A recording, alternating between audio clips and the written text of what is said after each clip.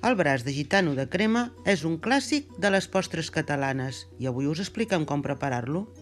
Per a la planxa del pa de pessic necessitem 3 ous, 75 grams de farina, 75 de sucre i 12 de llevat. I pel farcit i decorat, uns 300 grams de crema catalana i 75 grams de sucre. Per preparar el pa de pessic necessitem 3 bols. En un hi barregem la farina i el llevat. En un segon bol muntem les clares a punt de neu. Quan estiguin quasi a punt, afegim la meitat del sucre i acabem de muntar. I en el tercer bol posem l'altra meitat de sucre i els rovells. Ho treballem amb les varetes fins que ens quedi un color groc pàl·lid i homogeni. I quan ho tinguem, hi anem barrejant suaument les clares que tenim muntades. Ho fem amb 2 o 3 vegades, amb moviments suaus i envolvents. I quan sigui ben homogeni, incorporem la barreja de la farina i el llevat. L'anem tamitzant amb un colador.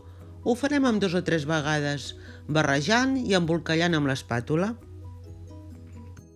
Ara preescalfem el forn a 170 graus. Posem paper vegetal a la plata del forn i aboquem la massa. L'escampem i la planem amb una espàtula. L'enfornem només 7 minuts. No ha de quedar rossa. La traiem del forn i l'enrotllem quan encara és una mica calenta, per tal que agafi la forma. I un cop freda, la desemboliquem. No us preocupeu si en algun lloc us queda una mica trencada, perquè ara retallem els costats per tal que ens quedi un rectangle ben polit i podem aprofitar aquests trossos per posar-los en la part que ens ha quedat trencada. I aboquem al damunt més o menys la meitat de la crema. La repartim i enrotllem el braç de gitano. I amb la resta de la crema acabem de farcir les puntes i la repartim per tot el braç. I ja el tenim. Ara el guardarem a la nevera, tapat amb paper d'alumini sense que toqui la superfície de la crema. I just quan anem a servir-lo, espolsem amb sucre tota la superfície i amb l'ajuda d'una pala o un bufador l'anem cremant fins que estigui al nostre gust. I en el cas que vulgueu cremar el sucre amb antelació, us recomanem pintar el braç amb una capa de gelatina.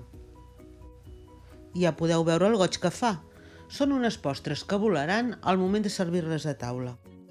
I com sempre us recomanem que no marxeu sense deixar-nos un like, un comentari, i si encara no ho heu fet, subscriviu-vos. D'aquesta manera contribuïu a que el nostre canal creixi i vosaltres rebeu un avís quan publiquem les noves receptes.